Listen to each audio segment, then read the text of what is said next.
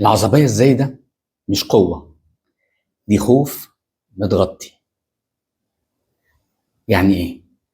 يعني المراهق لما يحس انه محاصر وبيتحقق معاه بيرد بعنف شديد عشان يستعيد السيطرة.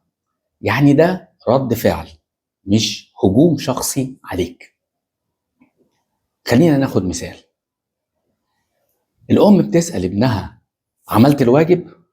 الابن: بعدين يعني ايه؟ سيبيني في حالي بزعيق. الأم شايفة قلة أدب، هو حاسس بضغط وزنه كبير جدا عليه. اسحب الضغط بدل ما تزوده. ممكن تقول: واضح انك متضايق، نتكلم بعد شوية.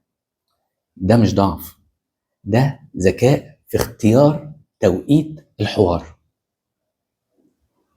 لما الضغط يقل الاحترام هيرجع تاني. سلام.